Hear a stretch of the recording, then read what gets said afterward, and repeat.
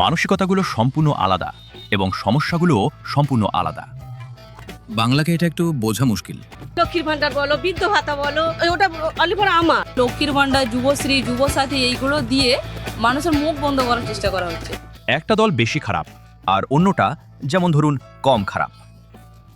20 বছর 30 বছর ধরে ভোট দিয়ে আসছে, তারও নাম কাটা গেছে। আমার স্বামীরও বাদ গেছে, আমারও গেছে। এবার লোক পরিবর্তন চাইছে। মানুষ খুব বুদ্ধিমান, আর বাঙালিরা আরো অনেক বেশি বুদ্ধিমান। বলতে গেলে তাই তারা জানে কি হবে, যেই আসুক ভালোই হবে।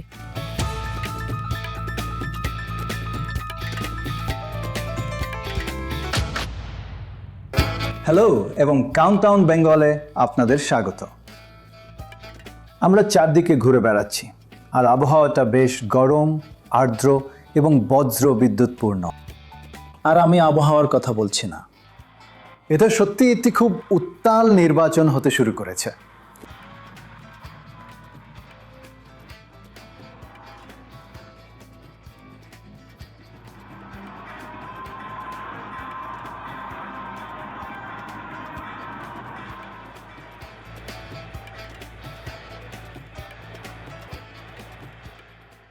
এদিকে বিষ্ণুপুর 1 নম্বর ব্লক, ডায়মন্ড হারবার, ফলতা সব মিলিয়ে গত 10 বছরে আমরা 5,500 কোটি টাকার বেশি কাজ এই ডায়মন্ড হারবারের পূর্ণভূমিতে করেছি।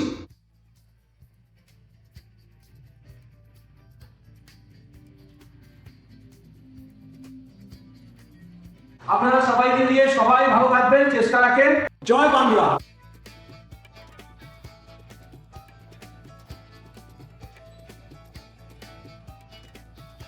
সবাই বলেন ভারত মাতা কি, ভারত মাতা কি। এবং এখানে যা ঘটবে তার বড় ধরনের প্রভাব বাংলার বাইরেও পড়বে। আপনারা সুপরিচিত এবং সঠিক প্রবাদটি শুনেছেন, বাংলা আজ যা ভাবে বাকি ভারত তা কাল ভাবে। তো এই নির্বাচনটা ঠিক ততটাই গুরুত্বপূর্ণ। এখন এই কাউন্টডাউন শোতে আমার মেধাবী সহকর্মীরা এবং আমি মাঠে সাধারণ ভোটারদের সাথে কথা বলার এবং বিভিন্ন দলের রাজনৈতিক নেতাদের সাথে কথা বলার আমাদের অভিজ্ঞতা নিয়ে আলোচনা করব। কিন্তু আসুন প্রথমে শুরু করা যাক বাংলার রাজনীতিতে আমরা এই অবস্থানে কিভাবে পৌঁছলাম। 3টি পর্যায় ছিল, আশ্চর্যজনক 3টি ভিন্ন পর্যায়, যা যে কোনো রাজ্যের জন্য সবচেয়ে অস্বাভাবিক। আসুন শুধু শুরু করা যাক আমরা কিভাবে এই পর্যায়ে পৌঁছলাম, কিভাবে মমতা ব্যানার্জি 15 বছর ধরে ক্ষমতায় রয়েছেন। ফিরে তাকালে দেখা যায় পশ্চিমবঙ্গের রাজনীতিতে 3টি স্বতন্ত্র পর্যায় রয়েছে। প্রথম পর্যায়ে যেটা ঘটেছিল 1996 থেকে 2001 সালের মধ্যে, সেটা ছিল মমতার উত্থান, টিএমসির উত্থান, যেখানে উনি কংগ্রেসকে ধ্বংস করে দিয়েছিলেন। কংগ্রেস প্রায় 40% থেকে একটা নির্বাচনেই কমে মাত্র 8% নেমে এসেছিল, আর উনি প্রায় 0 থেকে প্রায় 31% পৌঁছে গিয়েছিলেন। এটা একটা অভূতপূর্ব পরিবর্তন, যা নির্বাচনে সচরাচর দেখা যায় না। এবার দ্বিতীয় পর্যায়ে যাওয়া যাক। এটা হলো 2001 থেকে 2016-র মধ্যে। এটা আবার টিএমসির উত্থান, কিন্তু এইবার তারা বাম ফ্রন্টকে ধ্বংস করে দেয়। 2001-এ বাম ফ্রন্ট ছিল প্রায় 50%, 49.1, এবং সেটা 27% নেমে আসে, আর উনি 31% থেকে 45% উঠে যান। আবারও একটা বিশাল এবং অত্যন্ত অস্বাভাবিক পরিবর্তন, এবং এই মাত্রার ভোট পরিবর্তন ভারতের রাজনীতিতে এবং সারা বিশ্বের কোথাও সচরাচর দেখা যায় না। আর তারপর আসে বাংলার রাজনীতির তৃতীয় পর্যায়। তৃতীয় পর্যায় হলো বিজেপির উত্থান। তৃতীয় পর্যায় হলো 2016 থেকে 2021 সাম্প্রতিক শেষ বিধানসভা নির্বাচন। সুতরাং বিজেপির উত্থান কংগ্রেস এবং বাম ফ্রন্টের যা কিছু অবশিষ্ট ছিল তা ধ্বংস করে দেয়। কংগ্রেস এবং বাম ফ্রন্ট একসাথে 2016-তে ছিল প্রায় 39.5, এবং তারা প্রায় 10% নেমে আসে, আর বিজেপি 10% থেকে 38% পৌঁছেছে। এগুলো অভাবনীয় পরিবর্তন, আর আমরা এখন সেই জায়গায় দাঁড়িয়ে আছি। আমি জিজ্ঞাসা করি, আমার মনে হয় মনিদীপা আমাকে ভুল বুঝবেন না, এটাকে অন্যভাবে নেবেন না? নিশ্চয়ই। আপনি ভারতের অন্যতম সম্মানীয় সাংবাদিকদের মধ্যে একজন। আপনি এখানে থেকেছেন, আপনি এখানকার রাজনীতি দেখেছেন, আপনি এটা অন্য যে কারোর থেকে ভালো বুঝেছেন। তাহলে আমাদের এটা বুঝিয়ে বলুন, বিশেষ করে এই যুবককে, এই 3টে পর্যায়ে, কংগ্রেসের মূল্যে, মমতার আশা, তারপর বামেদের মূল্যে এবং তারপর হঠাৎ করে বিজেপির এত দ্রুত উত্থান, কি হয়েছিল? এই পরিবর্তনটা কেন হয়েছিল? ইতিহাসে খুব বেশি যেতে চাই না, আমি নিতে আমার সারাদিন লেগে যেতে পারে। কিন্তু আসল সত্যিটা হলো মমতা তার তৃণমূল কংগ্রেস তৈরি করেন 1998-তে এবং তারপর 2004-এ। যাই হোক, প্রাথমিক সাফল্যের পর তিনি সংসদে একটি আসন পেয়েছিলেন। সংসদে তার দলের একমাত্র প্রতিনিধি হয়ে রয়ে গেলেন উনি। সেটা ছিল 2004 সাল। আর সেই সময় অনেক লোকই মমতাকে বাতিল করে দিয়েছিলেন। কিন্তু আপনি করেননি। না, মানে আমি তো দেখে আসছি। আপনি কিছু একটা আঁচ করতে পেরেছিলেন। আমি ওনাকে 1984 সাল থেকে দেখে আসছি, আর আমি জানতাম যে গল্পটা শেষ হয়ে যায়নি। আপনার তো 84 সালে জন্মই হয়নি। কি যে বলেন! যাই হোক, চলুন এগোনো যাক। তো মমতা ব্যানার্জি 2004 সালে তৃণমূল কংগ্রেসের একমাত্র সাংসদ, এবং এরপর যা হয় তা হলো সাচার কমিটি আসে। সাচার কমিটি, যেটা সারা ভারতে মুসলিমদের অবস্থা খতিয়ে দেখে এবং বলে যে পশ্চিমবঙ্গের রেকর্ড খুব খুব খারাপ। আর উনি আঁকড়ে ধরেন, ঠিক আছে? উনি ওটাকেই আঁকড়ে ধরেন। এবং আমরা আসলে সেই বিষয়ে যাব, এখানকার হিন্দু মুসলমান প্রসঙ্গটা। কিন্তু আপনি বলছেন যে পরিবর্তনের সেটাই ছিল মূল চাবিকাঠি। পরিবর্তনের মূল চাবিকাঠি ছিল জানেন, বামপন্থীদের থেকে সমর্থন সরে যাওয়া এবং মমতা ব্যানার্জি সেই সুযোগের সদ্ব্যবহার করা। তার সাথে ভুলবেন না সিঙ্গুর আর নন্দীগ্রাম। বিজেপির সাম্প্রতিক উত্থানের ব্যাপারে কি বলবেন? কি এক অভূতপূর্ব বৃদ্ধি! দেখুন, জানেন, বাংলা একটা পরিবর্তনের জন্য অপেক্ষা করছিল। 37 বছর ধরে সিপিএম এবং তার সহযোগীরা রাজ্য শাসন করেছে। কংগ্রেস সবসময় দ্বিতীয় স্থানে, এবং কংগ্রেস সাধারণত দিল্লির ব্যাপারে বেশি আগ্রহী ছিল। অজিত পাজা, প্রদম মুখার্জি, গনি খান চৌধুরী সবাই ওদিকে তাকিয়েছিল, এদিকে নয়। ফলে এখানকার দলটা আরও দুর্বল হতে থাকলো, এবং মিস ব্যানার্জি 90-এর দশকের গোড়ার দিক থেকেই আন্দোলন করে আসছেন। 1998-তে তিনি একটা দল গঠন করেন। জ্যোতি বসু 2000 সালে অবসর নিলেন। সুতরাং ওই পুরনো, জানেন, জ্যোতি বসু চিরকালের জন্য পড়ে গেলেন। সুতরাং আমি যেমনটা বললাম, এরা দুটো দল লড়াই করছে, কিচ্ছু করছে না। তাই একটা প্রজন্মগত পরিবর্তন হয়েছিল আমার মনে হয় যখন, আর মমতা অবশ্যই প্রথমে কংগ্রেসের ভোটটা পেয়েছিলেন, কারণ উনি ছিলেন কংগ্রেস করতেন। পরে 2011-তে আমার মনে হয় কমিউনিস্টরা পড়ে গেল, কমিউনিস্টরা মমতার মাঝে পড়ে গেল, তাতে তারা আরও দুর্বল হয়ে পড়ল। তাই তারপর উনি তাদের ভোটটা নিয়ে নিলেন, আর তারপর এলো বিজেপি। কিন্তু আমি চাইছিলাম আপনি হঠাৎ করে বিজেপির ওপরেও নজর দিন। হ্যাঁ, কারণ জানেন তো, জানেন তো, যখন বাম থাকে তখন ডানও থাকে, আরেকটা পক্ষ থাকে। জানেন তো, দুটো জায়গায় খালি হয়ে গেছিল। কংগ্রেস জায়গাটা খালি করে দিয়েছে, ঠিক। বামেরা জায়গাটা খালি করে দিয়েছে, ঠিক। আর বিজেপি চতুরভাবে সেই স্থান দখল করে নিয়েছে। আর যেমনটা আপনি বলছিলেন, বিজেপি তখন যা কিছু বাকি ছিল, যে খুচরোটা পড়েছিল তা তুলে নিয়েছে। হ্যাঁ, আর তারপর আবার আসলে এটা একটা দ্বিদলীয় ব্যবস্থা হয়ে গেছে, যেমনটা বাংলায় 40 অধিক বছর ধরে ছিল। সুতরাং আমরা যেখান থেকে শুরু করেছিলাম সেখানেই ফিরে এসেছি। দুটো দলই নতুন, দুটো দলই আলাদা। বাজ, আপনি ডেটা ভালোবাসেন। বিজেপির এই ধরনের সুইং 10% থেকে প্রায় 38% চলে যাওয়া, এটা অসাধারণ। শুধুমাত্র একটা নির্বাচনে 2016 এবং 2000 সাম্প্রতিকতার মধ্যে এই আকস্মিক পরিবর্তনের ব্যাখ্যা কি? আমার মনে হয় দৌরব এই বিষয়টা ছুঁয়ে গেছেন।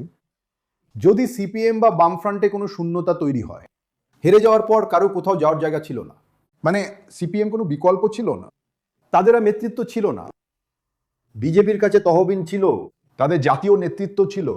আমার মনে হয় তারা এই ব্যাপারটা ধরতে পেরেছিল, এবং আমার মনে হয় তারা সিপিএমের অনেক ক্যাডার পেয়েছিল, যারা একেবারে তৃণমূল স্তরেও কাজ করে, যা তাদের সাহায্য করেছিল। জানেন তো, যেটার উপর ভিত্তি করেই তারা চলতো। হ্যাঁ, কিন্তু এটা সত্যি আশ্চর্যের যে বামেরা বিজেপির দিকে চলে গেল।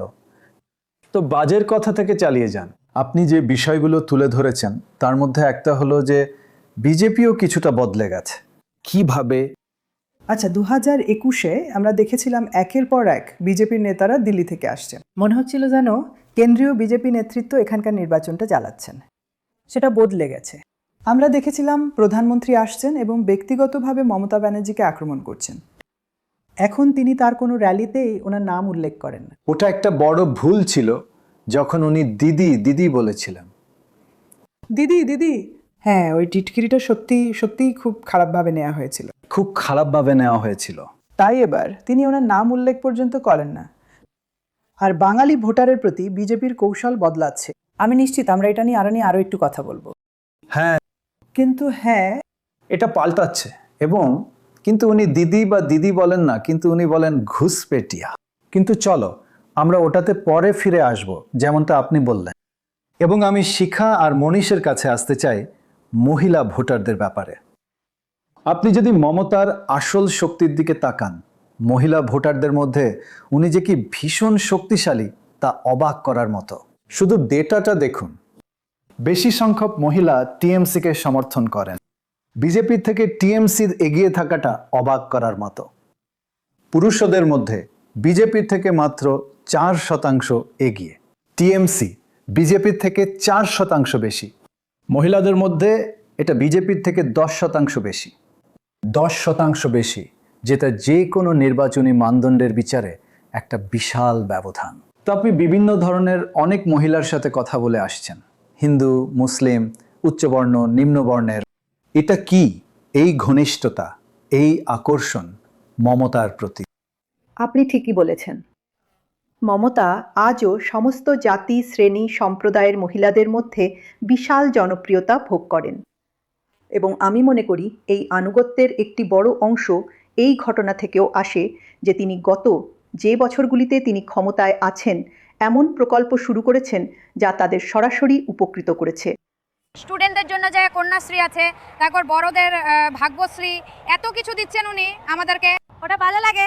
আর আমাদের জন্য যে সাইকেল, ফোন এইসব ডোনেট করছে, এইসব সব ভালো লাগে আমাদের। লাকি ভান্ডার পান কি না? হ্যাঁ হ্যাঁ, পাই। ওর জন্যই তো পাচ্ছি এটা। ওর থাকা উচিত।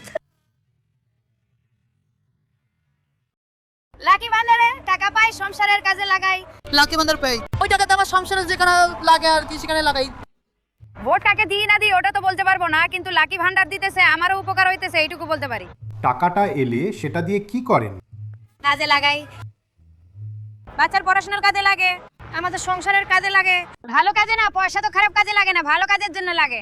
অনেক, আমার ছেলেও একটা ভালো চাকরি পেয়েছে, আমরাও পাচ্ছি, আমাদেরকেও। কিন্তু বিজেপি বলে যে যেমন 1500 টাকা পাওয়া যায়, হ্যাঁ, যে ওরা এলে ওরা 3000 টাকা দেবে। আর যখন আসবে তখন পেলে দেখা যাবে। আসার সময় তো সবাই অনেক কিছুই বলে, আগে আসতে তো দিন, তারপর দেখা যাবে। আমি বিধবা পেনশন পাই, লক্ষ্মীর ভান্ডারে ছিল। আমাদের জন্য অনেক কিছু করেছে। কি কি করেছে আপনাদের জন্য? আমাদের পেনশনের ব্যবস্থা করে দিয়েছে, তারপর যারা কষ্টে আছে সব করে দিয়েছে, যা করে দিয়েছে তা করে দিয়েছে। দিদি এত সাহায্য করতেছে তো দিদিকেই দিতে লাগবে। তাহলে যে সাহায্য করবে, যে বেশি দিবে তাকেই দিব। হ্যাঁ, আমরা তো দিদিকেই দিব। লক্ষ্মীর ভান্ডার দেয়, লক্ষ্মীর ভান্ডার দেয়, এর মধ্যে ছেলে যুব সাথী পায়। লক্ষ্মীর ভান্ডার বলো, বৃদ্ধ ভাতা বলো, হ্যাঁ, এইগুলো এই যুবক ছেলেদের মাধ্যমের পর থেকে এদেরও টাকা দিচ্ছে। এইগুলো হচ্ছে অ্যাকাউন্টে পড়ে যাচ্ছে আমাদের। ওটা অলিভার আমার, আর কারণ নয়, আর কারণ ওটা আমার। তো এবার আমার মনটা তো খুশি হবে যে আমার 1500 টাকা আমার অ্যাকাউন্টে এসে গেছে। কন্যাশ্রী আছে, আর এই সবে শুরু হয়েছে, যুবসাথী শুরু হয়েছে, তারপর কি আছে ওই সাইকেলটা যেটা দেয় ওটাকে কি বলে, সবুজ সাথী। আর স্কিম আছে এখানে সরকার দিচ্ছে, ওটাই যথেষ্ট। আমার বেশ মনে আছে 15 বছর আগে এখানে এসে একটা গ্রামে ঢুকেছিলাম, আর একটা ছোট্ট স্কুলের মেয়ে বলছিল, দেখুন আমি একটা বাইসাইকেল পেয়েছি। আর এদিক ওদিক চালাচ্ছিল, আর আমরা সেটা অন এয়ারে দেখিয়েছিলাম। ও শুধু দেখিয়ে বেড়াচ্ছিল যে ও একটা বাইসাইকেল পেয়েছে। তাই ওটা, হ্যাঁ, আপনি ঠিক বলেছেন, এটা অনেক দিন আগে হয়েছিল। সুতরাং এটা হয়েছে। এবং কিন্তু আমরা এখন এটাও দেখছি যে এই প্রকল্পগুলির সুবিধাভোগীরা আরও কিছু চান। হ্যাঁ, এবং বিশেষ করে শহরাঞ্চলে এবং এমনকি গ্রামাঞ্চলেও যেসব মেয়ে এবং মহিলারা কিছুটা শিক্ষার সুযোগ পেয়েছেন। তো আমার এক তরুণীর সঙ্গে দেখা হয়েছিল কলেজ স্ট্রিটে, এবং তিনি বললেন যে তিনি গত 10 বছর ধরে শিক্ষকতা করছেন, কিন্তু তিনি কখনো স্থায়ী চাকরি করেননি। তিনি সবসময় চুক্তিতে কাজ করেছেন। আর তিনি বললেন, ভাতা আর এই সব শ্রী প্রকল্প আমার যথেষ্ট হয়েছে। আমি যা চাই তা হলো একটা চাকরি। সুতরাং আমি মনে করি আকাঙ্ক্ষাগুলো বদলাচ্ছে, এবং মমতা ব্যানার্জি যদি তিনি ক্ষমতায় ফিরে আসেন বা অন্য কোনো সরকারও আসে, তাকে কর্মসংস্থান নিয়ে কিছু করতে হবে। কিন্তু আপনি কি বলবেন যে আপনি যে শিক্ষিকার সাথে দেখা করেছেন তিনি একটি স্থায়ী চাকরি চান, 1500 টাকা ততটা গুরুত্বপূর্ণ নয়? কিন্তু গ্রামের একজন মহিলার কাছে, যার আগে সত্যিই কোনো আয় ছিল না, 1500 টাকা তার জীবনে একটা বড় পরিবর্তন। হ্যাঁ, এটা তাদের এক ধরনের স্বাধীনতা দিয়েছে বাইরে গিয়ে নিজেদের জন্য টাকা খরচ করার। কিন্তু বিপুল সংখ্যক মহিলা হয়তো নিজেদের উপর কিছু টাকা খরচ করেন, কিন্তু সেটা পরিবারের জন্য। সুতরাং আকাঙ্ক্ষাটা পরিবারের জন্য, যে তাদের সন্তানরা চাকরি পাবে, তারা আরও ভালো শিক্ষা পাবে, এবং এই রকম আরও অনেক কিছু। কন্যাশ্রীটা দরকার, উপশ্রীটা দরকার, যারা স্টুডেন্ট তাদের ঠিক আছে, কিন্তু লক্ষ্মীর ভাণ্ডার, যুবশ্রী, যুবসাথী এইগুলো দিয়ে মানুষের মুখ বন্ধ করার চেষ্টা করা হচ্ছে। আমাদের হাত পেতে আমরা সরকারের কাছ থেকে কেন টাকা নেবো? আমরা পড়াশোনা করছি নিজের পায়ে দাঁড়ানোর জন্য, তার জন্য সরকারের দরকার আমাদেরকে জব দেওয়ার। তাদের কাছ থেকে ভিক্ষা নিয়ে পয়সা চাইছি না আমরা। তাদের এটা সবার আগে এটা দরকার, শিক্ষাটা। আমি বর্তমানে পড়াচ্ছি একজন গেস্ট লেকচারার হিসাবে গভর্নমেন্ট গার্লস জেনারেল কলেজে। আমি অ্যাসিস্ট্যান্ট প্রফেসরের জন্য কোয়ালিফাই করেছি, কিন্তু এখন এত তো কম নিয়োগ হচ্ছে। আমি এমন একটা ফিল্ডে কাজ করতে পারছি না যা আমি ভালোবাসি, যেখানে আমি কাজ করতে খুব ভালোবাসবো। আমি যথেষ্ট বেতন পাচ্ছি না। এত ভাতা চাই না, ঠিক করে পড়াশোনা করুক, তারপর সে কোনো চাকরির সুযোগ পেয়ে যাক, এটাই ঠিক কথা। আমি দেখেছি আমার বাড়ির পাশেই গভর্নমেন্ট স্কুল ছিল, তো সেখানে অনেক ছাত্রছাত্রী আসতো, শিক্ষা পড়াশোনাটার অন্য মাপকাঠি ছিল। কিন্তু পুরী 2022-এর পর থেকে, পোস্ট কোভিড যুগের পর, আমি দেখি মানে বেশিরভাগ ছাত্রছাত্রী ছেড়ে দিচ্ছে। কারণ হচ্ছে যে চাকরি নেই, তো এসএসসি নেই, পিএসসি নেই, WBCS নেই। বছরের পর বছর যেখানে আটকে থাকছে, তারা কেন পড়বে? সেই জন্য তাদের বাবা মারা পড়াশোনা ছেড়ে তাদের কেরালা, ইউপি এসব জায়গায় পাঠিয়ে দিচ্ছে। এখান থেকে চলে যাওয়ার পর আপনি কি চাকরি নিয়ে চিন্তিত? হ্যাঁ, অবশ্যই। আমি অনেক ছাত্রছাত্রী, অনেক মেধাবী ছাত্রছাত্রীকে দেখেছি তাদের ডিগ্রি শেষ করার পরেও আজ পর্যন্ত বেকার হয়ে আছে, এবং তারা যথেষ্ট মেধাবী, এবং আমি মনে করি তারা জানেন ভালো চাকরি পাওয়ার মতো যথেষ্ট ভালো, কিন্তু তবুও তারা বেকার, যা খুবই উদ্বেগের বিষয়। প্রধান সমস্যাটা হচ্ছে যে আমাদের সকলেরই চাকরির সুরক্ষা আর চাকরিও দরকার। আমার মনে হয় এটাই প্রধান সমস্যা যা আমরা তরুণরা সম্মুখীন হচ্ছি। বদলালে যদি কলকাতা ইন্ডাস্ট্রি আসে, এখানকার যারা তরুণ তারা যদি ঠিকঠাক কাজ পেয়ে যায়, তাহলে বদলানো উচিত। ঢাকাতে আর সেরকম কিছু হচ্ছে না, তো একটা চাকরি দিলে সেই পরিবারটা আমি পাশে দাঁড়াতে পারবো, আমার মা বাবার পাশে দাঁড়াতে পারবো। ওই টাকার মধ্যে আমি কিছুই করতে পারবো না। লক্ষ্মীর ভান্ডার ওই 1800 টাকা দিয়ে কি সংসার চলে? ম্যানেজ হয় 1800 টাকায়? হ্যাঁ, ভাগে ভূতে জমি করি, এই যে আলু ডুবে গেল, আলুর কোনো দাম নাই, কিচ্ছু নাই, প্রত্যেকেন কি হবে? ওই ভাতা দিচ্ছে, যা হোক শুধু ভাতা দিয়ে সব চুপচাপ যুব সমাজ চুপচাপ বসে থাকো, আর কিছু করছে না। লক্ষ্মীর ভান্ডার একদম বেকার, মানুষকে আরো বেকার করে দিচ্ছে। যুবক যুবতী হিসেবে তারা যথেষ্ট কর্মসংস্থান পাচ্ছে না, এবং যে দল ক্ষমতায় আছে টিএমসিপি, সেটা যুবকদের ক্ষতিপূরণ হিসেবে 1500 টাকা দিচ্ছে, যা আসলে সেই কর্মসংস্থানের জন্য একরকম ক্ষতিপূরণ যা তারা দিতে পারছে না। আপনি যদি গোটা ভারতের বেকারত্বের হার দেখেন, তাহলে দেখবেন যে পশ্চিমবঙ্গের বেকারত্বের হার উল্লেখযোগ্যভাবে কম, এবং এই পরিসংখ্যান আপনার কাছে উপলব্ধ আছে। হ্যাঁ, আমাদের আরও অনেক কিছু করতে হবে। যদি এমনটা হতো যে শহরের মহিলারা বা আরেকটু বেশি শিক্ষিত মহিলারা যে সামাজিক উন্নয়নমূলক অর্থ তারা পাচ্ছেন, তা সত্ত্বেও হতাশ হতেন।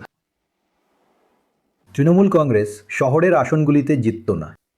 যদি তারা হতাশ হতেন, হয় তারা ভোট দিতে আসছেন না, অথবা যদি তারা আসছেন, যারা ভোট দিতে আসছেন তারা স্পষ্টতই আমাদের অনেক বেশি সমর্থন করছেন।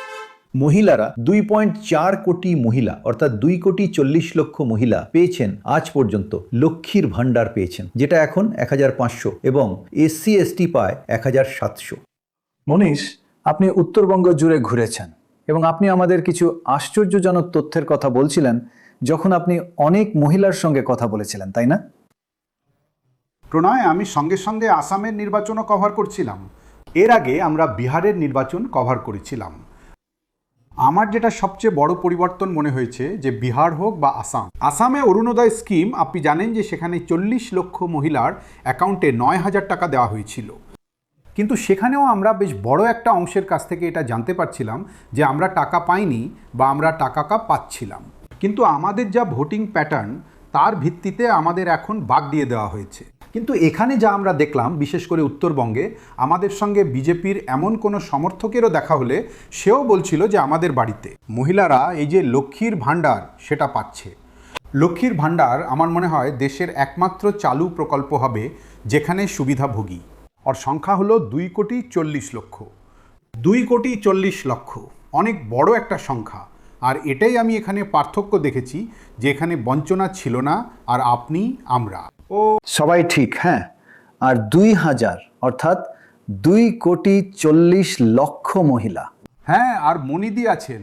2021-এর নির্বাচনে করোনার সেকেন্ড ফেজ ছিল, তখন মনিদি তাতে বারবার আমাকে শিলিগুড়ির দিকে, নর্থ বেঙ্গলের দিকে পাঠাতেন।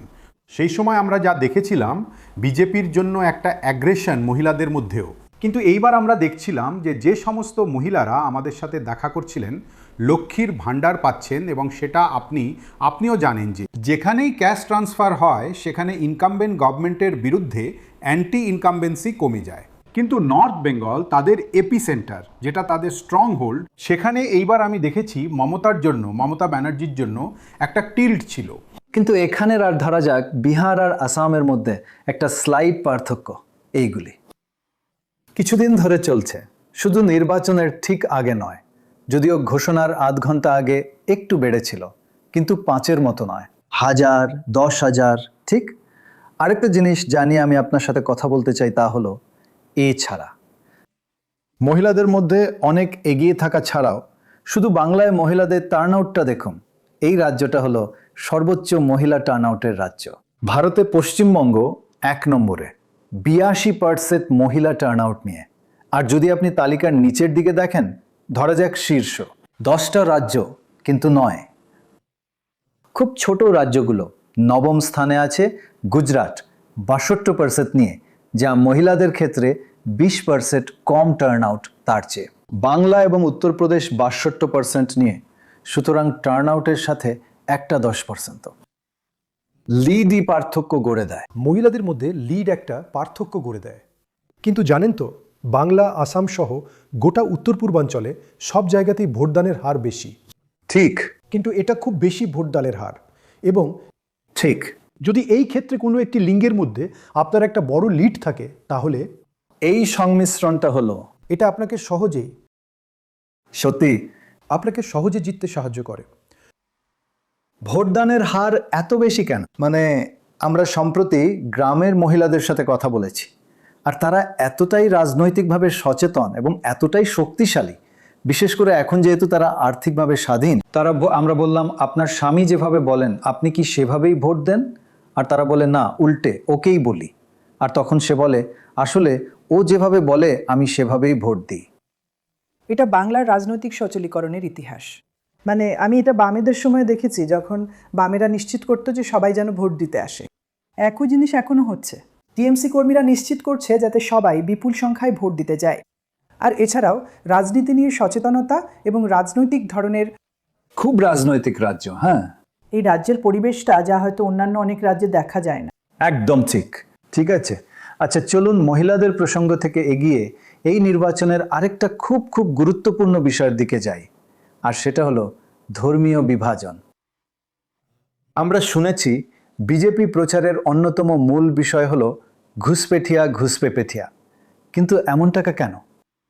পরিসংখ্যান কি বলছে দেখুন। বাংলায় প্রথমত মুসলিমদের শতাংশ অনেক বেশি, জনসংখ্যার 27% মুসলিম এবং 71% হিন্দু। এটা 2011-র জনগণনা অনুযায়ী। এখন এর মানেটা কি? এর মানে হলো আসলে বাংলা, যা একটা বড় রাজ্য, সেখানে এই দেশে মুসলিমদের শতাংশের হার দ্বিতীয় সর্বোচ্চ। আসামে এই হারটা 34%, যা একটু বেশি, কিন্তু এছাড়া আপনি যদি ছত্তিশগড়, ওড়িশার দিকে যান, সেখানে মাত্র 2%। তাই বাংলায় মুসলিমদের সংখ্যা সত্যিই খুব বেশি, এবং এটা ভোটে কিভাবে প্রভাব ফেলে? শুধু এই বিভাজনটা দেখুন। বিভিন্ন ধর্মীয় গোষ্ঠী খুব ভিন্নভাবে ভোট দেয়। 2021 সালের সাম্প্রতিক বিধানসভা নির্বাচনের দিকে তাকান। হিন্দু ভোট টিএমসি পেয়েছে 39%, বিজেপি হিন্দু ভোটের 50%। মুসলিম ভোট টিএমসি পেয়েছে 75% আর বিজেপি 7%। তাই এই ধরনের পরিসংখ্যানের উপর ভিত্তি করে 7%-এর তুলনায় 50%, তাদের কি মুসলিমদের মন জয় করার চেষ্টা করা উচিত, নাকি আরও বেশি হিন্দুদের মন জয় করার চেষ্টা করা উচিত? বিজেপির কৌশল কি হওয়া উচিত এবং টিএমসির কৌশল কি হওয়া উচিত? আপনি জানেন বিজেপি নিজেদেরকে একটি হিন্দু ঘেঁষা দল হিসেবে প্রতিষ্ঠিত করেছে। আর প্রশ্নটা হলো, ভুলবেন না, স্বাধীনতার আগের বাংলা একটা খুব মেরুকরণযুক্ত রাজ্য ছিল। ব্যাপারটা শুধু এই যে সিপিএম বা কংগ্রেস কেউই এটাকে একটা ব্যাংক হিসেবে ব্যবহার করেনি। এখন আপনি এমন একটা দল পেয়েছেন যারা এটাকে একটা ইস্যু হিসেবে ব্যবহার করছে। তাই আমি অবাক নই যে বিজেপি হিন্দুদের মধ্যে এত ভালো ফল করছে। আর টিএমসি বলছে চলুন অন্তত মুসলিমদের একত্রিত করি। তাই রাজনীতি এবং বিশেষ করে নির্বাচন সম্পর্কে একটা দুঃখজনক বিষয় হলো, যা আমরা বছরের পর বছর ধরে দেখে আসছি, ভালোবাসা থেকে ঘৃণা অনেক বেশি কার্যকর। আপনি গিয়ে পার্লামেন্টে কাউকে জড়িয়ে ধরুন, সুইংয়ের ওপর কোনো প্রভাব পড়বে না। আপনি অবশ্যই কেউ, আর এটা সারা বিশ্বে ঘটছে। আমেরিকায় এই অনুপ্রবেশকারীরা ঢুকে পড়ছে, ইউরোপেও ওরা এটা ব্যবহার করছে। ঘৃণা বেশি ভালো কাজ করে, কিছুটা হলেও দুজনেই ঘৃণা ব্যবহার করছে। অথবা ঘৃণা না বলে ভয় বলা যাক। মমতা কেন্দ্রের দখল করে নেওয়ার, বাংলাকে হিন্দি বা গুজরাটি দিয়ে প্রতিস্থাপন করার, আর এই বহিরাগতদের আসার ভয়ের কথা বলছেন, ওটাও ভয়। তাই দুজনেই এক রকমের, সেই জন্যই এটা বেশ একটা ঝোড়ো প্রচার। মমতা ব্যানার্জি মেরুকরণের চেষ্টা করছেন, উনি মুসলিমদের উস্কানি দেওয়ার চেষ্টা করছেন। মমতা ব্যানার্জি সাম্প্রদায়িক, ওর এজেন্ডা সাম্প্রদায়িক। উনি ওনার তোষণ রাজনীতির মাধ্যমে মুসলিম ভোট ব্যাংককে সংগত করার চেষ্টা করছেন। আমরা করছি না, কিন্তু মাঝে মধ্যেই ঘুষপেটিয়া শরণার্থীরা আসছে। এটা একটা প্রকৃত সমস্যা। কিন্তু এটা মুসলিম বিরোধী আমার মনে হয় না, আমরা ভারতীয় মুসলিমদের পক্ষে, ওরা আমাদের ভাই বোন। আমরা ভারতীয় মুসলিমদের বিরুদ্ধে যারা অনুপ্রবেশকারী, বিশেষ করে রোহিঙ্গা এবং বাংলাদেশি মুসলিম। দেখুন, আপনি যদি ওই ভাষণগুলো শোনেন যেগুলো খুবই বৈষম্যমূলক বিজেপি নেতাদের ভাষণ, সেগুলো থেকে এটা খুব স্পষ্ট ছিল যে ওরা একটা নির্দিষ্ট সম্প্রদায়কে সরিয়ে দেবে। এটা এত গোড়ার দিকে যখন প্রক্রিয়াটা সবে শুরু হয়েছিল এবং আমরা ফর্ম পূরণ করতে শুরু করেছিলাম, সেই সময় ওরা বিজেপি নেতারা বলছিলেন 1 কোটি বাদ যাবে, তাই ওরা ধর্মের ভিত্তিতে মেরুকরণ করছিল। এবং এটা প্রমাণিত যে যদি আপনি ধরা যাক মালদা বা মুর্শিদাবাদের ডেটা দেখেন, যেটা প্রধানত মুসলিম অধ্যুষিত, এবং আপনি যদি কেসের সংখ্যা দেখেন, আপনার কাছে লক্ষ লক্ষ কেস আছে যেগুলো নিষ্পত্তির জন্য যাচ্ছে, মানে 11 লক্ষ নিষ্পত্তির জন্য। আমি আমার বাবা, মা, নিজের, আমাদের গ্র্যান্ডফাদার, গ্র্যান্ডফাদারের সবারটা দেখাচ্ছি, তবু আমাদের ডিলিট করে দেওয়া হয়েছে। আমরা কোথায় যাব? কাকে বলবো? আমাকে যখন লোকেরা বলে যে আপনি বাংলাদেশি, আপনি পাকিস্তানি, কেমন দুঃখ হয় আপনি অনুভব করতে পারেন? এখানে কোনো বাংলাদেশের ভোট নেই। 4 পুরুষ 5 পুরুষ ব্রিটিশ আমল থেকে এখানে বসবাস করে আসছে। এদের মাথায় কি চলছে কে জানে, কি জন্য কেটেছে সেটা তো এখনো জানা যায়নি। এখন লোকেরা বলছে যে বাংলাদেশি রোহিঙ্গা। এখন আমাদের 14 পুরুষ চলে গেছে। শুরু থেকে অনেক বছর ধরে আমরা আছি, 100-200 বছর ধরে আছি আমরা এই পশ্চিমবঙ্গে, আমরা ইন্ডিয়াতে আছি। কিন্তু এখন কি কারণে কেটেছে কে জানে। ওই বিজেপির যে সাপোর্টার, সে তো বলে যে হ্যাঁ এরা অনুপ্রবেশকারী বাংলাদেশি, এখন ওদেরকে তাড়াবো, ওটা করব, এটা করব। সে তো খুশি। আমাদের রক্ত গরম হয়ে যায় যে আমরা দেশের স্বাধীনতার জন্য আমাদের পূর্বপুরুষরা জান দিয়েছি, চাঁদা দিয়েছি, শ্রম দিয়েছি, সবকিছু করেছি, আর আমাদেরকে বলছে কি আমরা অনুপ্রবেশকারী। আমি একটা ফুলের বাজারে গেছিলাম, কলকাতার পাইকারি ফুলের বাজার, এবং এই ঘুষপাইঠিয়া কথাটা এতবার ব্যবহার করা হচ্ছিল, সবাই এই ব্যাপারটা নিয়ে কথা বলছিল যে জানেন হয়তো এর মধ্যে কিছুটা সত্যি আছে। এখন এই কথাটা কেউ আগে কখনো শোনেনি, কিন্তু হঠাৎ করে এটা এমন একটা কথা হয়ে গেছে যেটা খুব সাধারণ হয়ে উঠেছে। কিন্তু আমি শুধু এইটুকু বলতে চাই যে জানেন, মমতা ব্যানার্জি এবং টিএমসিও বিজেপির প্লেবুক থেকে কিছু জিনিস ধার করেছে। আপনারা দীঘাতে একটা জগন্নাথ মন্দির তৈরি করছেন, আপনারা একটা বিশাল সাংস্কৃতিক কমপ্লেক্স তৈরি করছেন। সুতরাং ওরা মন জয় করার চেষ্টা করছে মা দুর্গা আরও হিন্দুদের, অথবা আপনারা ইমামকে ভাতা দিচ্ছেন। সুতরাং আমার মনে হয় কোথাও একটা না, কিন্তু তারা বলে টিএমসি মানে হলো টেম্পল, মসজিদ এবং চার্চ। তো কিন্তু যদি আপনি আসনগুলোর দিকে তাকান, ঠিক প্রায় 890টা আসন আছে যেখানে মুসলিম জনসংখ্যা 30%। তারা ওগুলো সব জিতে নেয়, ওই 86টা আসনে সবগুলো টিএমসি। কিন্তু তারা হিন্দু আসনগুলোতেও অতটা খারাপ ফল করে না, তারা সেগুলোরও 63% পেয়েছে।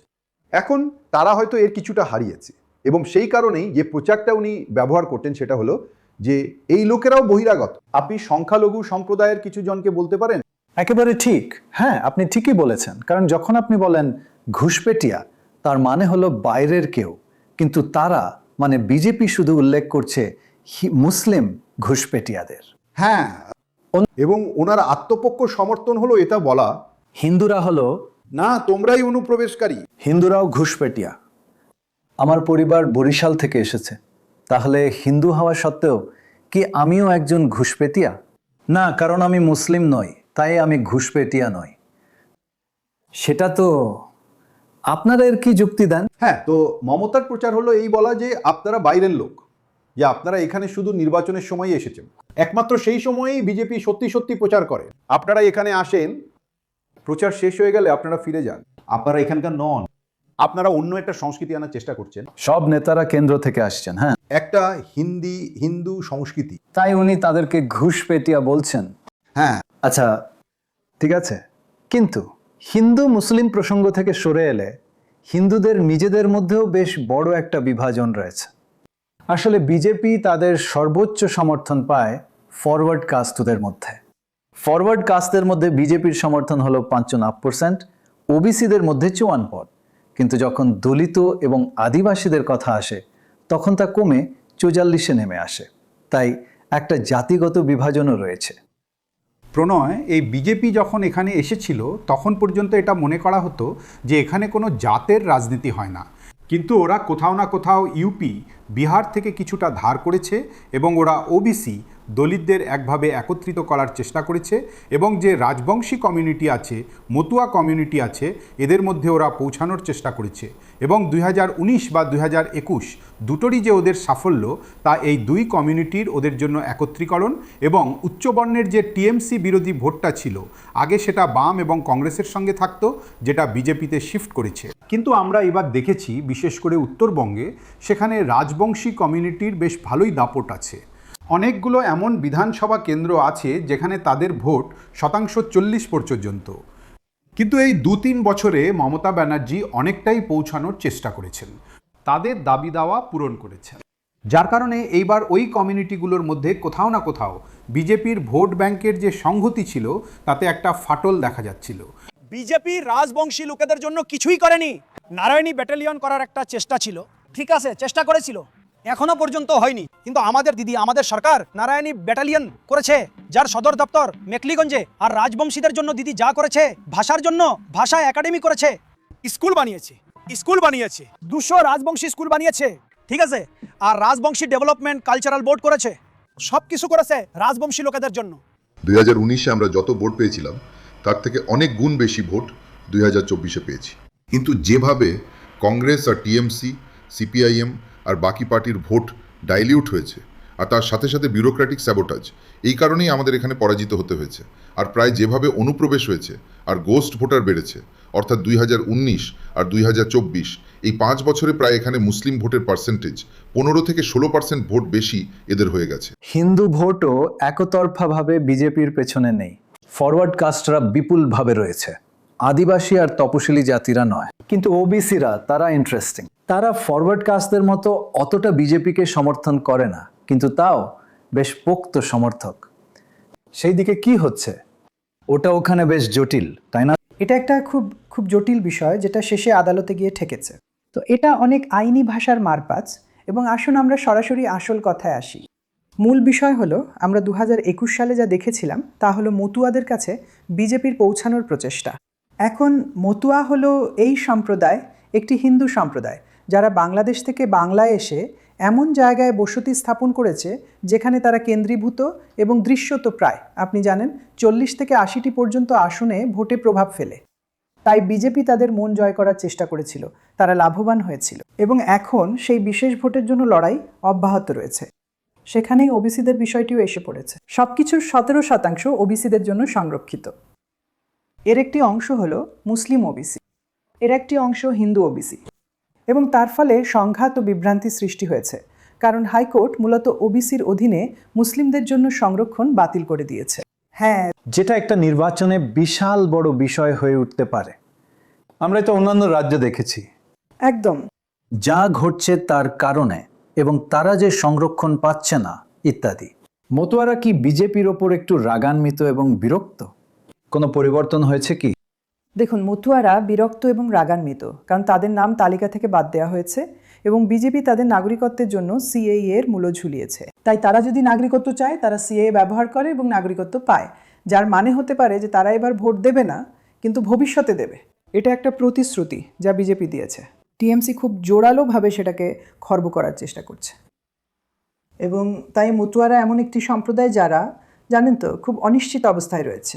তাহলে এই ধরনের পরিবর্তন এই নির্বাচনগুলোকে প্রভাবিত করতে পারে না। সিএ নিয়ে সমস্যা হলো যে ওটা পাওয়ার জন্য আপনাকে আবার প্রচুর নথিপত্র নিয়ে আসতে হবে।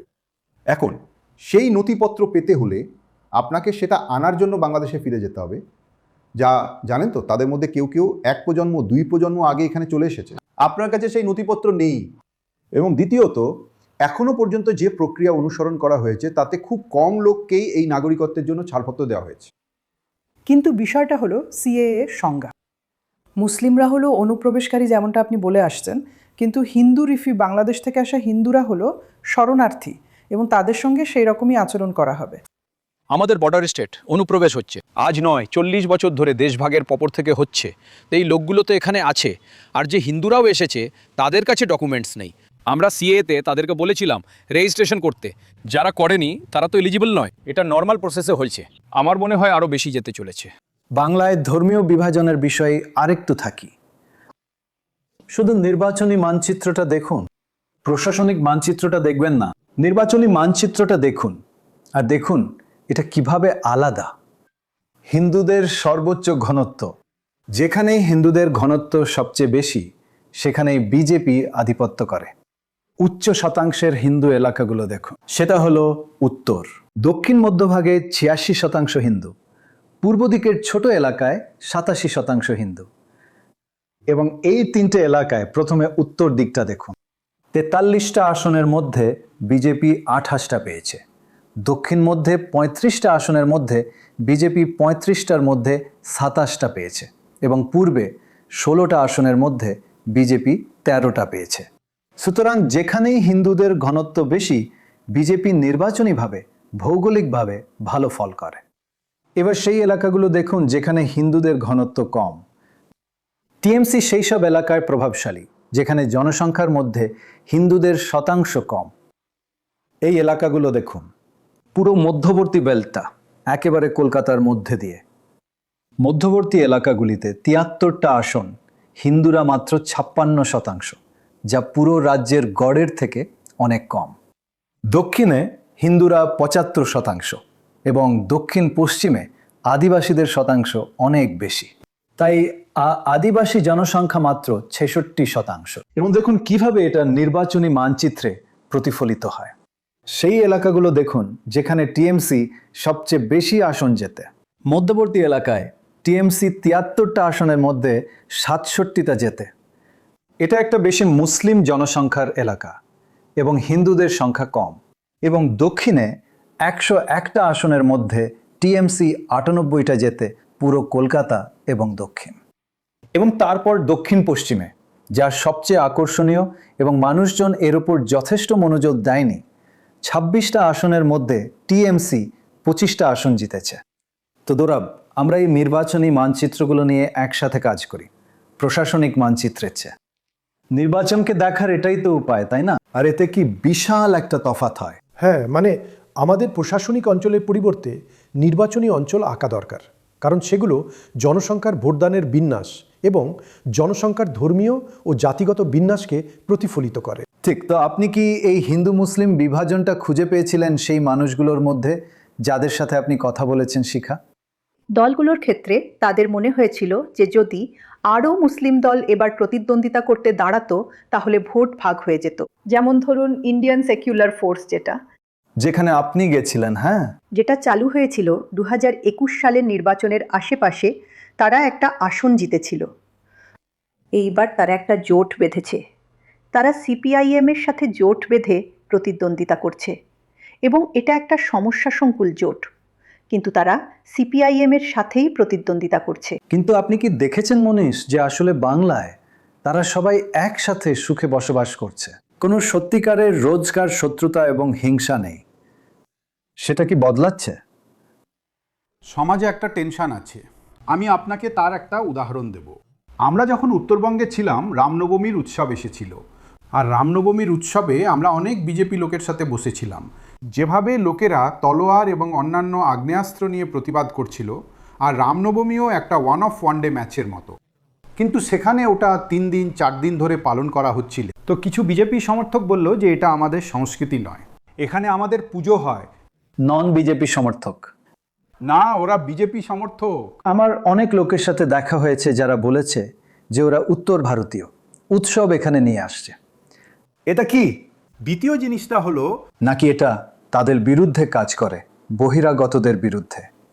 বিজেপি সমর্থকদের মধ্যে একটা বিভেদ আছে যে এখানে বহিরাগতরা বিজেপির রাজনীতির জন্য, বিজেপি এখনও বাইরে থেকে অনেক লোককে নিয়ে আসে এবং তাদের উপর শর্ত চাপিয়ে দেয়, তাদেরকে রাজনীতি শেখানোর চেষ্টা করে। সুতরাং বিজেপির মধ্যেও বহিরাগতদের আশা নিয়ে বিভেদ আছে। বিজেপি সরকার যেটা করছে, ধর্মের সুরসুরি দিয়ে ভোট কাটার চেষ্টা করছে। মানে উন্নয়নের তাগিদে ওরা ভোট নিচ্ছে না, ওরা ধর্মের সুরসুরি দিয়ে ভোটটা নিচ্ছে।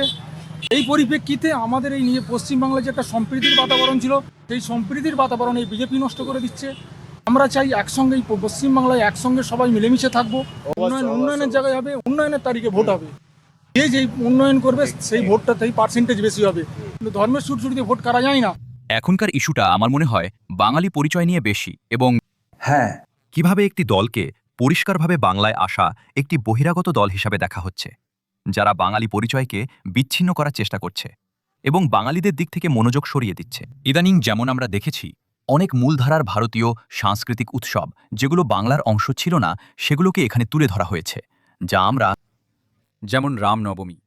আমি কোনো দলকেই মানে এক অর্থে ভালো হিসেবে দেখি না, কিন্তু মানে একটা দল বেশি অশুভ আর অন্যটা মানে কম অশুভ। পশ্চিমবঙ্গের অভ্যন্তরীণ রাজনীতি এবং সেই সঙ্গে গোটা দেশের রাজনীতির মধ্যে একটা বড় পার্থক্য আছে, কারণ মানসিকতা সম্পূর্ণ আলাদা এবং সমস্যাগুলো সম্পূর্ণ আলাদা। রামনবমীর শোভাযাত্রা আমরা আগে কখনো দেখিনি। রাম সীতা সেজে আছে, রাধা কৃষ্ণ সেজে আছে, সবকিছু সেজে আছে, সবকিছু বেরোয় এখান থেকে। কিন্তু এর আগে আজ পর্যন্ত কখনো এরকম কোনো কথাই হয়নি। ঈদেও ওখানে দেখুন কিলা বাগানে খুব বড় করে ঈদও পালন করা হয়, আর বড়তলা বড় বাজারে বড় শোভাযাত্রাও বেরোতো। রাম নবমীর এরকম কোনো কথাই ছিল না, কখনো আজ পর্যন্ত আগে কখনো হয়নি। এখন পাঞ্জাবি মহাজাদিরাও রাবণন পোড়াতো, রামলীলা হতো, কোনো কথাই হয়নি, এরকম আজ পর্যন্ত কখনো হয়নি। কিন্তু এখন হচ্ছে। ধর্মের নামে ঘৃণা যে দলই ছড়াচ্ছে সেটা বন্ধ হোক। আমরা ঘৃণা চাই না, আমরা ভালোবাসা চাই, আমরা বাংলা ভাষা যাতে বেঁচে থাকে সেটা চাই। এই যে বিজেপি সরকার আছে, মোদি আছে, ও শুধু হিন্দু আর মুসলিম দুজনকেই ভাগ করে দেয়, ঠিক আছে? এতে তো হবে না, তো দেশ তো এগোবে না। হিন্দু আর মুসলিম, আমাদের দেশ যখন স্বাধীন হয়েছিল তখন সবারই অবদান ছিল, হিন্দু বা মুসলিম বৌদ্ধ যাই বলবেন। কিন্তু বাজ যখন এইভাবে ভোট ভাগ হয়ে যায় তখন নির্বাচনে তার একটা বড় প্রভাব পড়তে পারে, তাই না? আপনি যে 2 বা 3টে অঞ্চলে কথা বললেন যেখানে টিএমসি খুব ভালো ফল করে, সেখানে বিজেপিও ততটা ভালো ফল করে না। তারা 30-এর ঘরের কমস সংখ্যা পায়, কাল কংগ্রেস আর বামেরা 10-12 তুলে নেয়। তাই আসলে মুসলিম ভোট যদি একটুও ভাগ হয়ে যায়, তার মানে হবে একটা বেশ বড় প্লেট, মানে দ্বিতীয় মুসলিম পার্টি বা তৃতীয় মুসলিম পার্টিকে একটা বড় অংশ নিতে হবে যাতে ওরা হারে। কারণ সেখানে জমি, যেহেতু এটা এত বেশি 75, হ্যাঁ ওদের, হ্যাঁ, আর এটা 75%, আর ওরা এই অঞ্চলগুলোতে মোট ভোটের 50%-এর বেশি পায়। ঠিক, আমি যদি শুধু মনীষ যা বলেছে সেই বিষয়ে একটা কথা বলতে চাই, আর আমার মনে হয় আমরা এটা নিয়ে আগে আলোচনা করেছি। উনি বলছিলেন যে কিভাবে জানেন তো বাংলায় উত্তর ভারতীয় সংস্কৃতি এবং রামনবমীর আমদানি হচ্ছে, এবং আমি আপনাকে বলবো যে 2021 সালে যখন নির্বাচনের ফলাফল বেরোলো, তারপর মমতা ব্যানার্জি একদিন এত রেগে গেছিলেন যখন উনি কোনো জায়গা দিয়ে যাচ্ছিলেন এবং কিছু যুবক এসে ওকে দেখে জয় শ্রীরাম বলে চিৎকার করতে শুরু করেছিল। উনি প্রচণ্ড রেগে গেছিলেন। উনি ওর গাড়ি থেকে নামলেন এবং উনি ওদের একরকম গালিগালাজ করলেন। উনি খুব খুব রেগে গেছিলেন। জয় শ্রীরাম সেই সময় একটা নোংরা কথা ছিল। আমি বলবো যে তৃণমূল বুঝতে পেরেছে যে ওটা একটা খারাপ কৌশল, এবং আজ তৃণমূল নেতারা রাস্তায় নেমে তলোয়ার ঘোরাচ্ছেন এবং রামনবমী উদযাপন করছেন। ওনারাও জানেন ওনাদের দরকার, তাই ওনারাও বদলাচ্ছেন। হিন্দু ভোট। কিন্তু আমি এটা লক্ষ্য করেছি যে যখন ওরা একটা প্রেস কনফারেন্স করেছিল তার বেশিরভাগ তাই হিন্দিতে ছিল বিজেপি, এবং মাঝে মাঝে ওরা এমনকি ওদের স্লোগানগুলো বেশি হিন্দি ছিল, তারপর ওরা এক আধটা বাংলা স্লোগান বলতে শুরু করলো।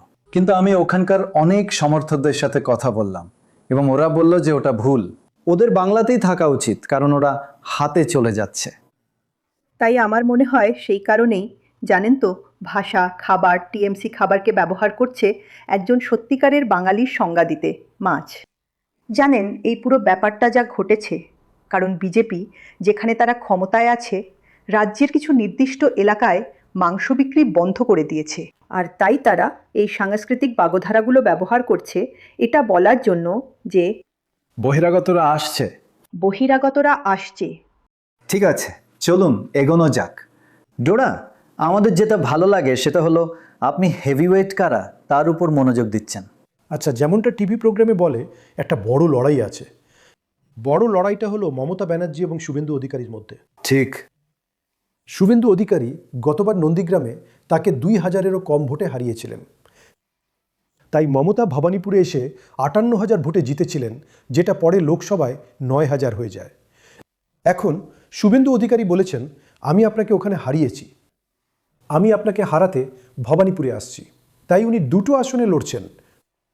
আমার মনে হয় কেউ জানে না তার জেতার সম্ভাবনা কতটা, কিন্তু জানেন আমার আরও মনে হয় যখন একজন নেতা আপনার পাশে লড়েন, যেমন আমি বলছি রাসবিহারীর মতো কেন্দ্র, বালিগঞ্জের মতো, এন্টালির মতো, কলকাতা পোর্টের মতো, এই সব কেন্দ্রগুলোই ভবানীপুরকে ঘিরে রয়েছে। তাই যখন আপনার নেতা প্রতিদ্বন্দ্বিতা করেন আপনি আশা করেন যে এর কিছু প্রভাব। হ্যাঁ, অবশ্যই ওই আসনগুলির মধ্যে কিছু টিএমসি 40% ভোটে জিতেছিল, কিন্তু তবুও এটা হলো ওই নির্বাচক মণ্ডলী উৎসাহিত হয়। আপনি শুধু বলছেন যে কে জিতছে তা আপনি বলতে পারবেন না। আপনি জানেন কে জিতছে, আপনি শুধু আমাদের বলছেন না। কিন্তু আমি আপনাকে বলছি না একদম ঠিক, সেটা সঠিক। এবার আপনি এটা ঠিক ধরেছেন। এটা জোরে না বলাই ভালো। হ্যাঁ, এখন প্রশ্নটা হলো দুটি ছোট যোদ্ধা যারা একসময় বড় যোদ্ধা ছিল এখন ছোট যোদ্ধা, যারা হলো সিপিএম এবং কংগ্রেস। সুতরাং আমরা শুধু প্রত্যেক দল থেকে একজন করে নেব। এই জোট। কংগ্রেসে অধীর রঞ্জন চৌধুরী 5 বারের সাংসদ, কিন্তু মাত্র 1 বার বিধায়ক। এরা সবাই সেই সব লোক ছিল যারা মন্ত্রিত্ব পাওয়ার জন্য সব সময় দিল্লি দৌড়াতো, কারণ তারা সেখানে ক্ষমতায় ছিল, তারা এখানে ক্ষমতায় ছিল না। এখন উনি এবার নারায়ণপুর থেকে লড়ছেন, যেখানে বিজেপির 13.5% সংখ্যাগরিষ্ঠতা রয়েছে।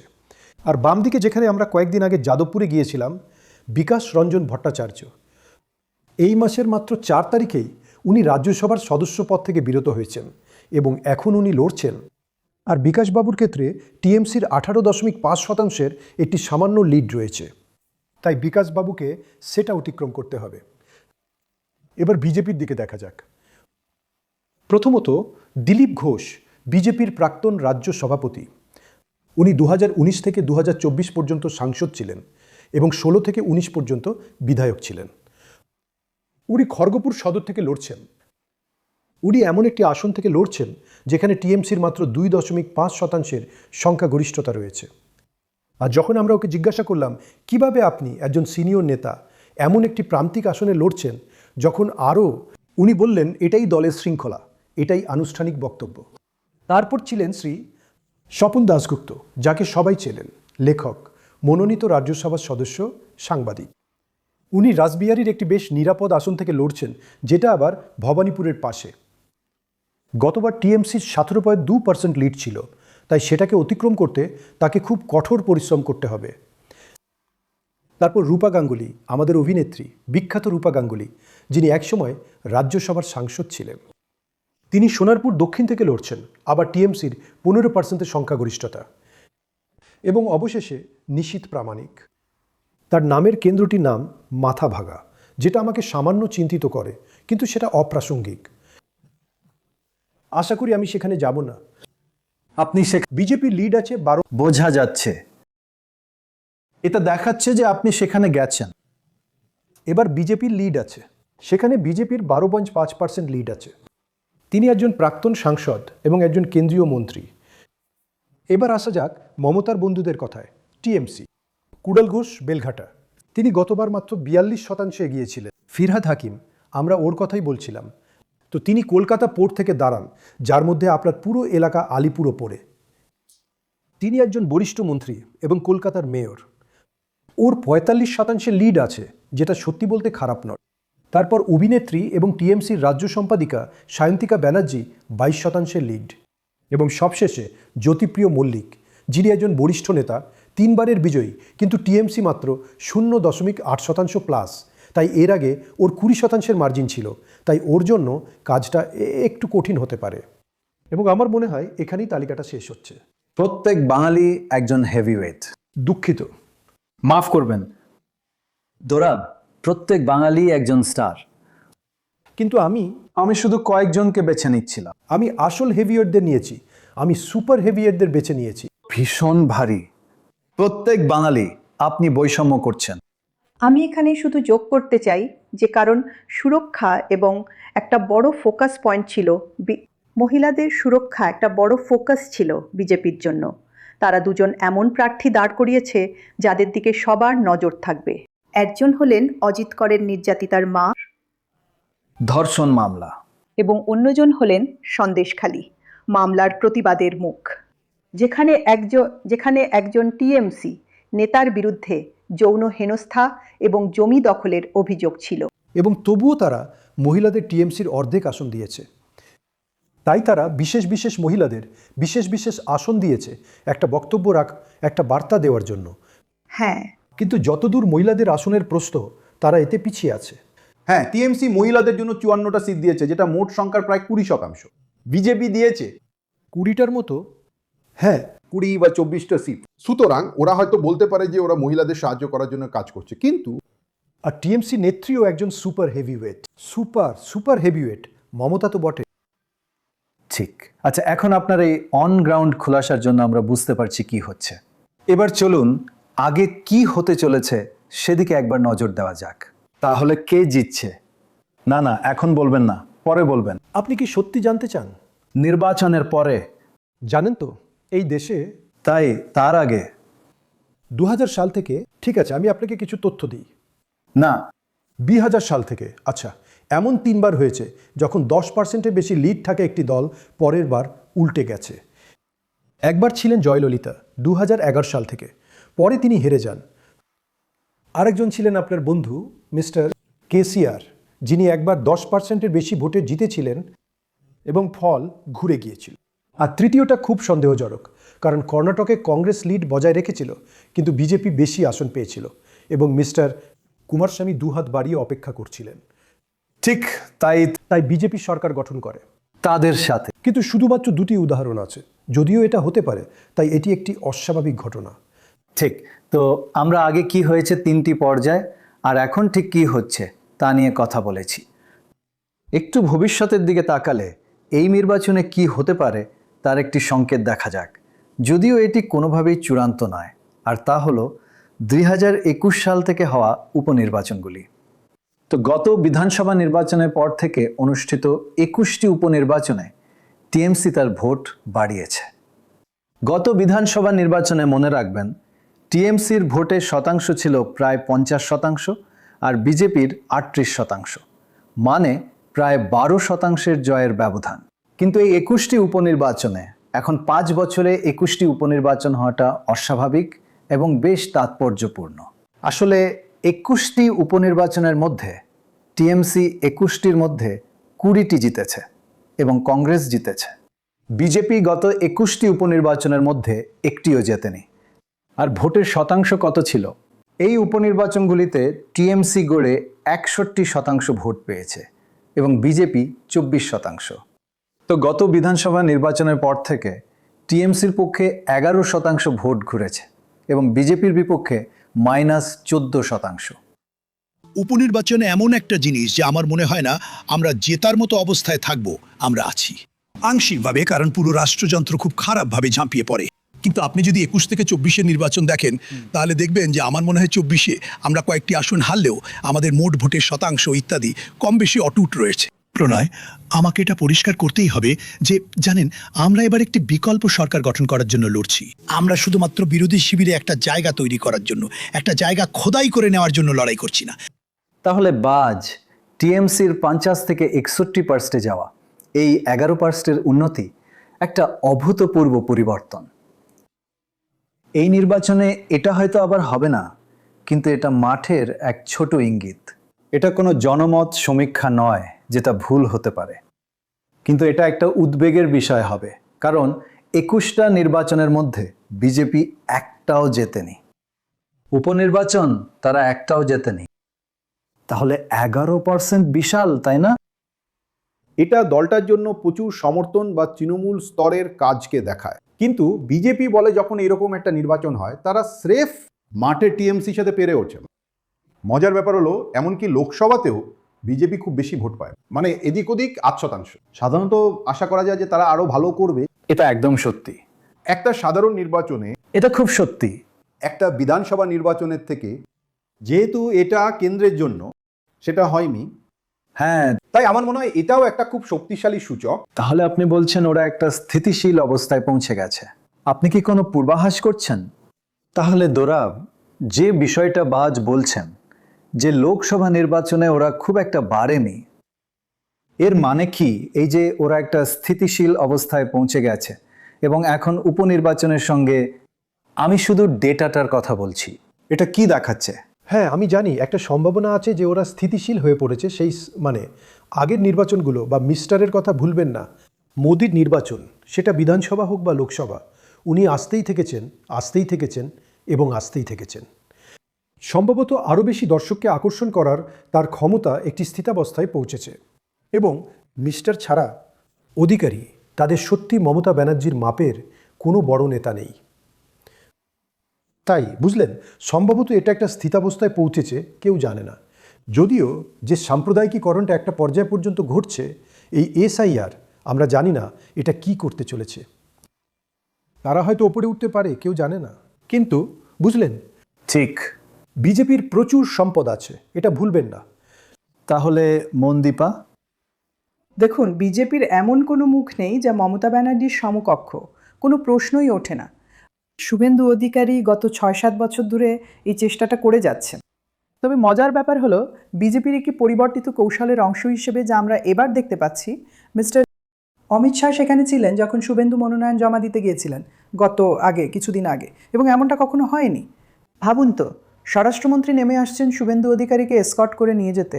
এটা আসলে একটা বিশাল পরিবর্তন। নমিনেশনের জন্য এটা সম্পূর্ণ আলাদা, মিস্টার। আর এই মুহূর্তে 1 মিনিটের জন্য শুভেন্দুর প্রসঙ্গ থেকে সরে এসে, মিস্টার অমিত শাহ এমন একজন যিনি ইদানিং বাংলায় জয় মা কালী বলছেন, জয় শ্রীরামের বদলে। মিস্টার অমিত শাহ, মিস্টার মোদি, এরা জয় মা কালী বলছেন। সুতরাং এটাও বেশ আকর্ষণীয়। কিন্তু হ্যাঁ, শুভেন্দু অধিকারী সম্ভবত বিজেপির কাছে এই মুহূর্তের সেরা বাজি। ঠিক আছে, আসুন আমরা এমন একটা বিষয়ের চূড়ান্ত বিশ্লেষণ এবং উপলব্ধিতে আসি যা দেখতে বেশ অস্বস্তিকর। শিখা, এসআইআর সম্পর্কে লম্বা লাইন, লোকেরা অভিযোগ করছে। অবশ্যই এখানে এটা একটা ভয়ঙ্কর ব্যাপার যে কাজটা 5 বছর ধরে করার বদলে ওরা এটা 5 মাসে করেছেন। এটা হাস্যকর। আমার মনে হয় এটাই দোরাব আগে শুভেন্দুকে করা তার প্রশ্নে উল্লেখ করেছিলেন, যে এসআইআর করাটা ঠিক আছে, কিন্তু এটা ঠিকভাবে, পেশাগতভাবে 5 বছরের সময় ধরে করুন। এই 5 মাস বা তার থেকে একটু বেশি সময়টা একদম হাস্যকর, অনেক কষ্টের কারণ হচ্ছে। কেউ সত্যি প্রমাণ করতে পারেনি যে এটা কোনো একটি দলের বিরুদ্ধে বা অন্য কোনো দলের পক্ষে। অনেক সন্দেহ রয়েছে এবং অনেক তথ্য অবশেষে সামনে আসবে, কিন্তু এখনও তা সামনে আসেনি। তবে অল্ট নিউজ এই বিষয়ে বেশ ভালো কাজ করেছে, দেখিয়েছে যে আরও মুসলিমরা ভোটাধিকার থেকে বঞ্চিত হয়েছেন। কিন্তু মোটের ওপর এটা নিয়ে সবাই বিরক্ত ছিল, তাই না? সবাই এটা নিয়ে বিরক্ত। আমার এখানে একজন বয়স্ক শিখ দোকানদারের সঙ্গে দেখা হয়েছে, যার মেয়ের তার নাম ভোটার তালিকায় নেই। বেশ কয়েকজন হিন্দু যারা বলেছেন তাদের নাম ভোটার তালিকায় ছিল না। কিন্তু এই বিষয়ে যে সম্প্রদায়টি বেশি সোচ্চার তারা নিশ্চিতভাবে মুসলিমরা। আপনি যদি গ্রামগুলোতে যান, আপনি দেখবেন যে রাতারাতি ছোট ছোট কেন্দ্র, লোকেরা ছোট ছোট চালাঘর তৈরি করেছে। একজন লোক সেখানে একটি কম্পিউটার নিয়ে বসে আছে এবং সকাল থেকে রাত পর্যন্ত সে শুধু আধিকারিকদের কাছে নাম অন্তর্ভুক্ত করার জন্য পেশ করার আবেদনপত্রই পূরণ করে। এবং সব ধরনের অভিযোগ করা হচ্ছে, সব ধরনের গুজব রটছে, কারণ তারা মনে করে যে আজ যদি তাদের নাম ভোটার তালিকায় না থাকে তাহলে কালকে হয়তো তাদের সরকারি সুবিধা, যে কোনো অনুদান থেকে বঞ্চিত করা হতে পারে। এবং তাই এটাই আমার মনে হয় এটাই এক প্রকার তাদের চালিত করছে, তাদের মধ্যে থাকা এই ভয়কে চালিত করছে। ঠিক ঠিক। মনীষ, আপনি এমন অনেক লোকের সাথে দেখা করেছেন যারা এসআইআর নিয়ে বিরক্ত, কিন্তু এটা তাদের ভোটকে কিভাবে প্রভাবিত করবে? ওরা কি এটাকে কেন্দ্র বিরোধী বা রাজ্য বিরোধী হিসেবে দেখছে, নাকি শুধু রেগে আছে আর উভয় পক্ষই সমানভাবে দায়ী? এটা কি ভোটে প্রভাব ফেলবে না, নাকি এটা ভোটে প্রভাব ফেলবে? প্রণয়, আমি দেখেছি যে বিহারেও নির্বাচনের ঠিক আগে, যেটা আপনি বারবার বলছেন যে এই এক্সারসাইজটা আগে কেন হয়নি, কিন্তু নির্বাচনের ঠিক আগে এই এক্সারসাইজ এখন যে বিরোধী দলগুলো আছে, যে বিজেপি বিরোধী দলগুলো আছে, তাদের বক্তব্য হলো যে এই জন্যই এটাকে ডিজাইন করা হয়েছে যাতে আপনাদের কাছে আপিল করার সময় না থাকে। যেমন বিহারে যখন এই ফাইনাল লিস্ট ইলেকটোরাল রোল প্রকাশিত হয়েছিল, তখন সেই সময়ে কংগ্রেস পার্টি বা আরজেডির যে প্রার্থীরা ছিলেন তাদের কাছে ওই লিস্টটা দেখার সময় ছিল না, কারণ তারা নিজেদের টিকিট নিয়ে ব্যস্ত ছিল। কিন্তু বাংলায় যেহেতু টিএমসি একটি ক্যাডার ভিত্তিক দল, তাই টিএমসির প্রার্থীদের এত বেশি এই সমস্ত কাজের জন্য সময় বার করতে হয় না, কারণ দল দেখে নেয়। কিন্তু বাংলায় কি হচ্ছে, যাদেরই নাম কাটা গেছে তারা কোথাও না কোথাও ইসি, ইলেকশন কমিশন, যেটা এক ধরনের অ্যাপেলেট অথরিটি, তার দ্বারা তারা হতাশ বোধ করছে। যেমন আমি আপনাকে একটা তো এক সেকেন্ড, এটা কি কেন্দ্র বিরোধী কারণ? এটা ইলেকশন কমিশন বিরোধী, নাকি সমস্ত নেতাদের বিরোধী? তাদের মনে হচ্ছে যে ইলেকশন কমিশন কোথাও না কোথাও বিজেপির সাথে আঁতাত করে আছে। আমি আপনাকে একটা উদাহরণ দিচ্ছি। ইলেকশন কমিশনের একটা টুইট এসছে এবং তাতে ইসি লিখেছে, ইসিআই তৃণমূল কংগ্রেসকে সোজাসাপটা কথা বলছে। এবারে পশ্চিমবঙ্গের নির্বাচন অবশ্যই ভয়মুক্ত, হিংসামুক্ত, ভীতি প্রদর্শনমুক্ত, প্রলোভনমুক্ত এবং কোনো ছাপ্পা, বুথ জ্যামিং আর সোর্স জ্যামিং ছাড়া হবে। এটার যে ভাষা এবং যেভাবে টিএমসিকে সোজাসাপটা কথা বলা হচ্ছে, তাতে লোকেদের মনে হচ্ছে যে কোথাও না কোথাও ইসি একটা দলের পর্যায়ে নেমে গেছে। আমি ইলেকশন কমিশন এবং এসআইআর প্রক্রিয়াকে সমর্থন করছি, কারণ মৃত ভোটার, ভুয়া voter, double triple entry voter এবং ভারতীয় ভোটারের নাম তালিকা থেকে বাদ দেওয়া উচিত। ভারতীয়দের বাঁচানো বা সংবিধানকে বাঁচানো আমাদের বাধ্যতামূলক কর্তব্য। যে ভোটাররা এখন ভোটার তালিকায় রয়ে গেছেন তাদের আসলে এর মাধ্যমে তাদের ব্যালটের মাধ্যমে প্রতিবাদ করা উচিত যে এটা হওয়া উচিত ছিল না তার প্রতিবেশী বা বন্ধু বা আত্মীয়ের সাথে। সুতরাং আপনি দেখবেন বাবা মা ভোটার তালিকায় আছেন এবং বাচ্চাদের নাম মুছে দেওয়া হয়েছে, অথবা বাচ্চারা আছে বাবা মা নেই। সুতরাং তাদের আসলে প্রতিবাদ করা উচিত তার জন্য যে বাদ পড়ে গেছে। তাই আমরা বলছি প্রতিবাদেরও ভোট হওয়া উচিত। এটা যারা আছেন তাদের একটা প্রতিবাদী ভোট হওয়া উচিত, কারণ এই লোকগুলো স্রেফ বুলডোজ করছে। এখানে ভোট করে কোনো লাভ হবে না। না, সব ভোটারের নাম যদি বাদ দিয়ে দেয় তো ভোটটা করবে কি করে? ওরা বেঁচে বেঁচে ভোটার রাখছে। আমার ছেলেরা ভোটার, আমি ভোটার, আমার স্বামী ভোটার নাই। আমার নাম কাটা, ছেলের নাম উঠে গেছে, আমি আছি, ও নাই।